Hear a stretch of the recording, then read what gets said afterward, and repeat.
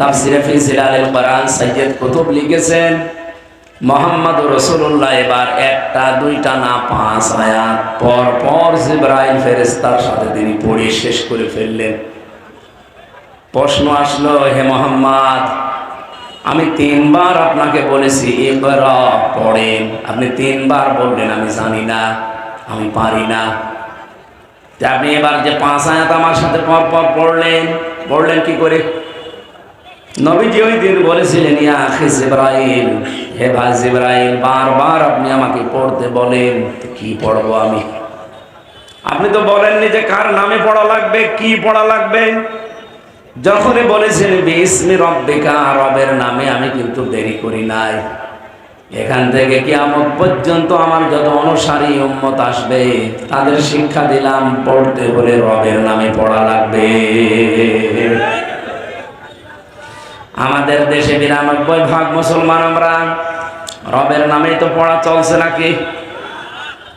যাই ছিল এই 15 বছরে জালেমরা থাকাকালীন দাদাদের ইঙ্গিত মতো অধিকাংশ বিষয়গুলো তারা তুলে দিয়েছিল। এমন ভয়ঙ্কর অবস্থায় দাঁড়িয়েছে শিক্ষা ব্যবস্থা। ক্লাস 5 এবং 8 আগে বৃত্তি পরীক্ষায় 100 মার্ক ছিল কোরআন হাদিস। এরা এই 15.5 বছরের ভেতরে ওইগুলো তুলে দিয়েছে। বলেন নাউজুবিল্লাহ। আমরা চাই ওগুলো আবার যেন ইনক্লুড করা হয় 5 এবং 8-এ, কারণ পড়াশোনার চাপ না থাকলে মানুষ পড়তে চায় না, সিলেবাসে না থাকলে মানুষ পড়তে চায়। আর একটা বিষয় এখান থেকে আমি শিক্ষা দিতে চাই জাতিকে। আমাদের মাথার উপরে যিনি এখন বসে আছেন, উনি যে আশা আমাদের দিয়েছিলেন 1 বছর 2 মাস প্রায় শেষ হয়ে যাচ্ছে, সে আশাগুলো এখনো আমরা বাস্তবে কোনো রূপ দেখতে পাইনি। উনি যে আশা দিয়েছিলেন, আমরা আশায় বুক বেঁধেছিলাম যে না, লোকটা পারবে, কিন্তু কোনো অজানা এক শক্তিতে উনি পারছেন। অথচ 2 জন নবীর নাম তার, ডক্টর মোহাম্মদ ইউনুস। কয় নবীর নাম? মোহাম্মদ একটা, ইউনুস একটা। আপনি কার ইশারায় কি করছেন আমরা জানি না। গানের মাস্টার নিয়োগ দিলেন, নাচের মাস্টার নিয়োগ দিয়েছেন শরীর চর্চার নামে। কেন একজন আলেমকে কোরআন শিক্ষার জন্য 1 থেকে 5 পর্যন্ত নিয়োগ দেওয়া যায় না? এ দাবি আপনারা করেন কিনা বলেন তো? কারা করেন দেখে? লিল্লাহি তাকবীর। হ্যাঁ, এটা যেন জায়গা মতো পৌঁছিয়ে যায়, মিডিয়া যারা আছে এগুলো পৌঁছাবে। আমরা 92% মুসলমান এই দেশে। অন্যান্য ধর্মে যারা আছেন আমরা চাই তাদের ধর্মীয় গ্রন্থ তারা পড়ুক। তো মাস্ট বি আমাদের কোরআনে কারীম, আমাদের জীবন মরণ যেটা, এটা শিক্ষা করা লাগবে। আর শিক্ষার জন্য 1 থেকে 5 পর্যন্ত একজন আলেম লাগবে। গানের মাস্টার, নাচের মাস্টারের যদি বেতন হয়, আলেমের বেতন হবে না? বলেন। নবীজি এই শিক্ষা দিয়েছিলেন যে আমি পড়বো কার নামে? কি পড়ান আপনি? খালি একরা করেন, বলবেন তো বিসমি রব্বিকাল্লাযী খালাক। আপনি বললেন, আমি আর দেরি করি না। সুতরাং এখন থেকে আমাদের সিলেবাসে যদি এগুলো না থাকে, আমার মনে হয় কিছুদিনের ভেতরে এই দেশে প্রাইমারি বন্ধ হয়ে যাবে।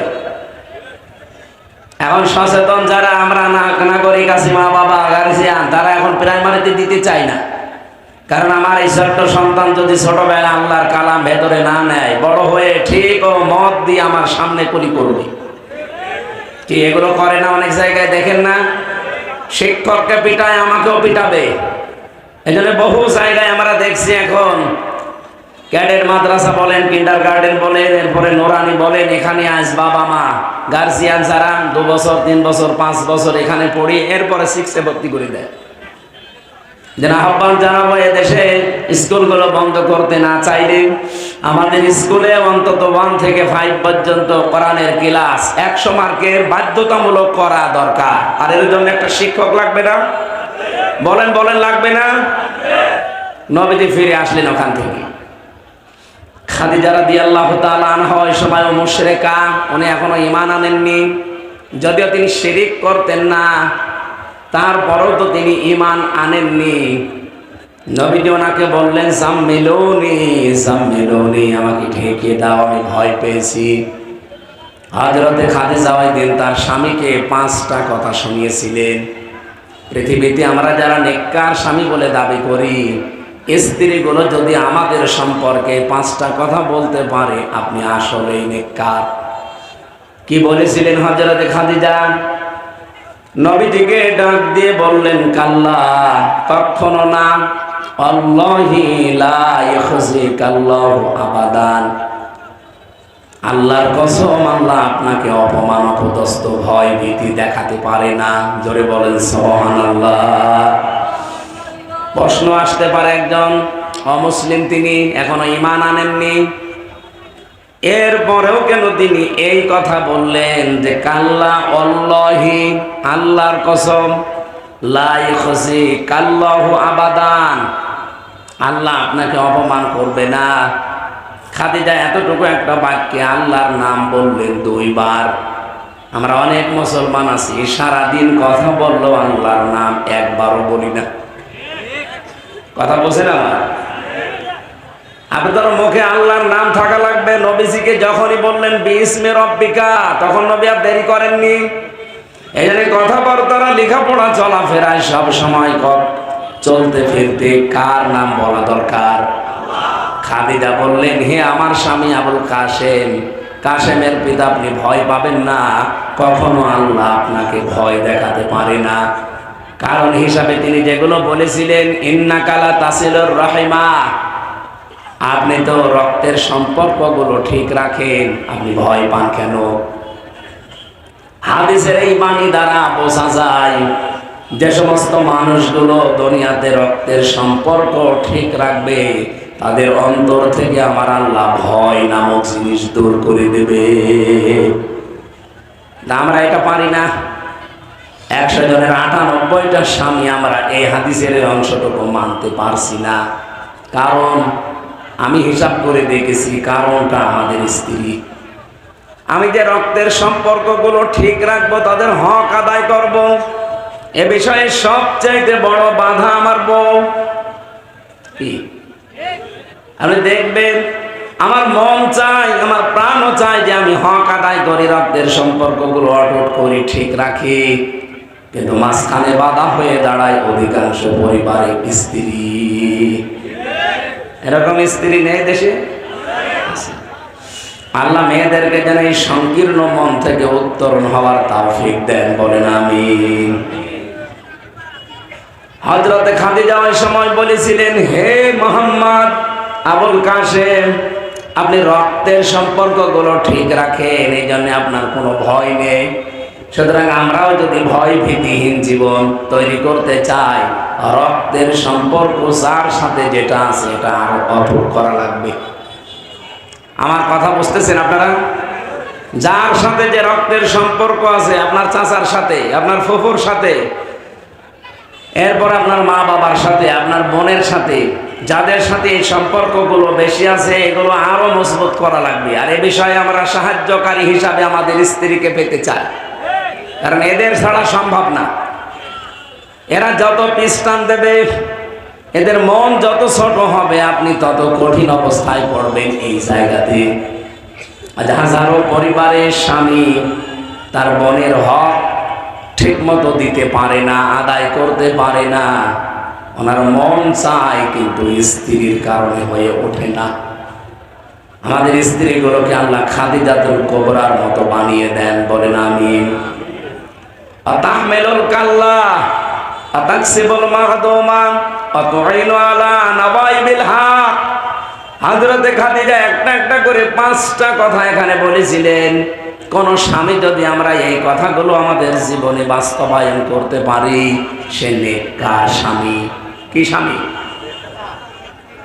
নবীজি চিন্তা ভাবনায় নিয়ে সেই 42 জন মানুষকে মিলালেন যে পুরা আরব জাহানে এদের জন্য শান্তি আমি প্রতিষ্ঠা করতে পারি না, সুতরাং এদের কাছ থেকে এই ক্ষমতার ঝড়ি হোক, খাবারের ঝড়ি হোক, এগুলো নেওয়া লাগবে। যে মানুষগুলো আমার পাশে আছে, এই চরিত্রবান মানুষগুলোর মাথার উপরে দেওয়া লাগবে। উনি দিয়েছিলেন। দেওয়ার জন্য তিনি এই নবুয়ত পাওয়ার পর থেকে 13 বছর চেষ্টা করলেন, কিছুই হয়নি। 13 বছরের ভেতরে অত্যাচার, জুলুম, নির্যাতন, এমন স্টিম রোলার চলেছিল, ইতিহাস থেকে বিভিন্ন সময় আপনারা শুনেছেন যে নবীজির মতো মানুষও 3 বছর জেলখানায় ছিল।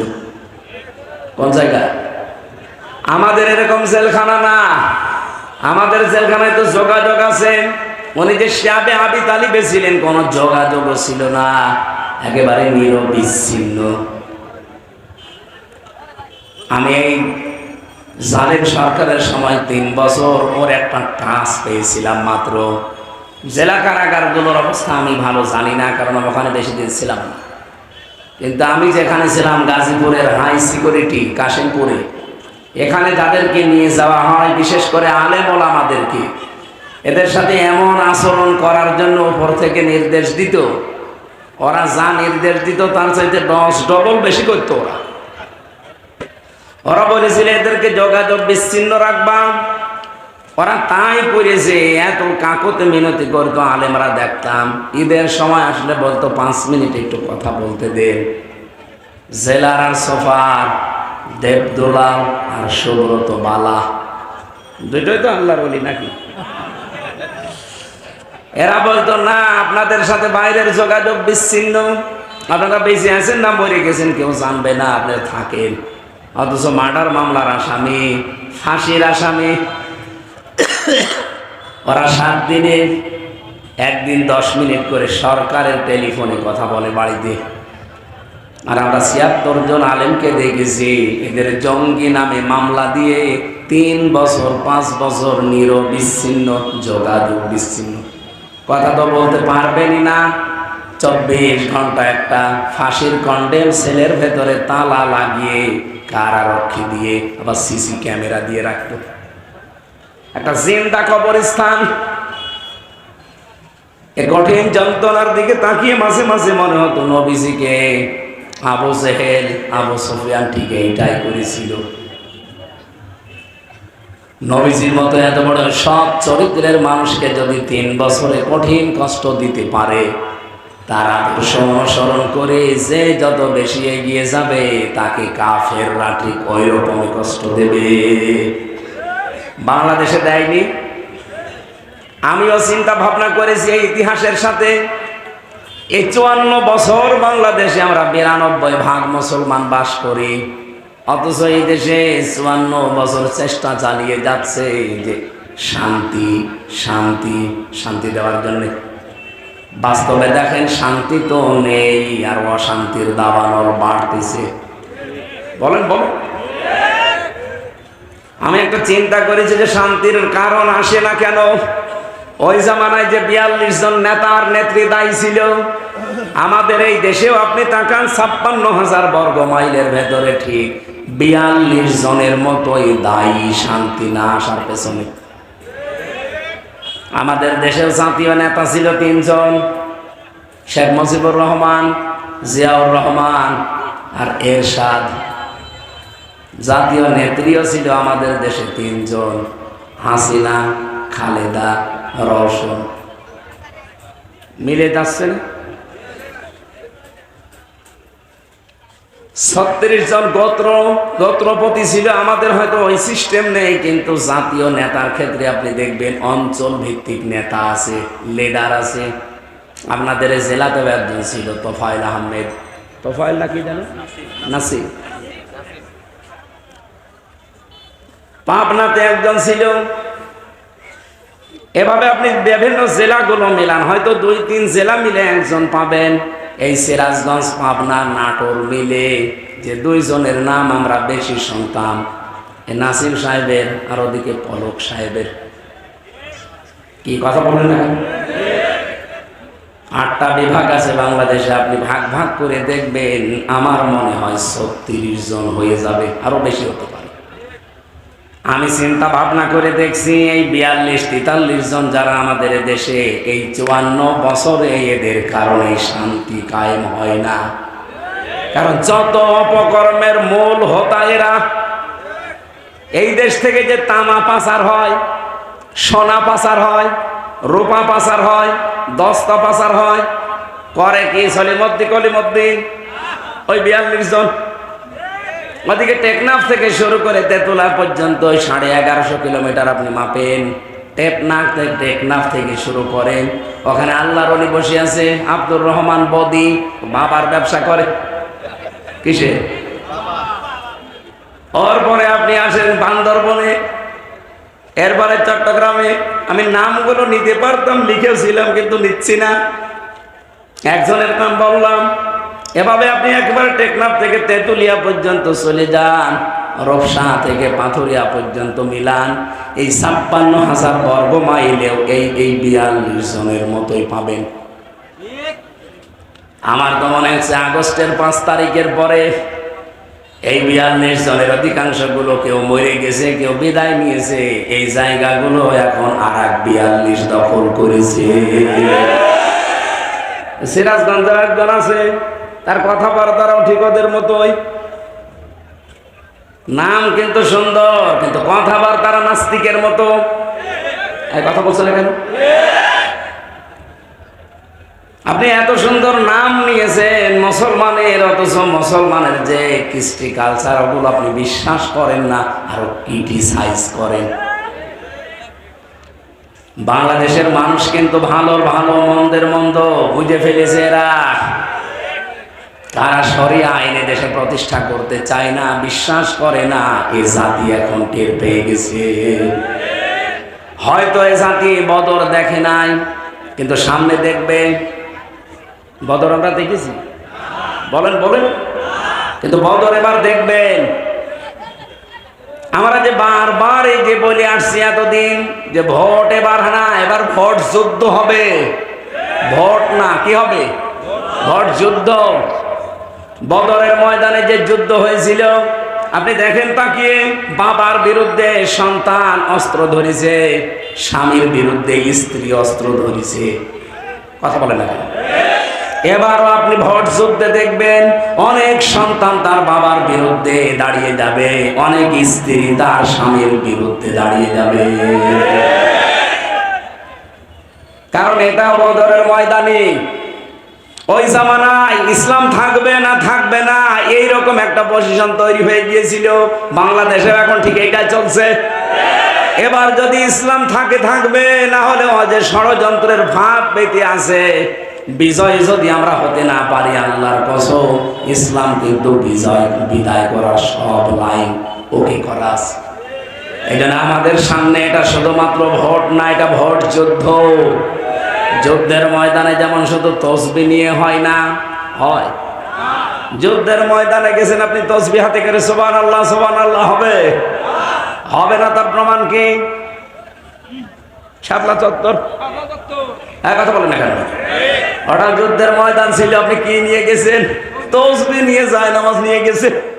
ওখানে তসবিহ জায়নামাজের কাজ। ওরা নিয়েছে যা, সেটার পরিবর্তে আপনি কিছু নিয়ে যেতে পারতেন। যদি একটা লাঠিও নিয়ে যেতেন বাঁশের, তাও তো নিজেকে সেভ করতে পারতেন। কোরআনে কারীম আমাদের এই শিক্ষায় দিয়েছে, ওয়াইদ্দু লাহুম মাসতাতা'তুম মিন কুওয়াতিন ওয়া মির রিবাতিল খাইল ইলা আখির আয়াত।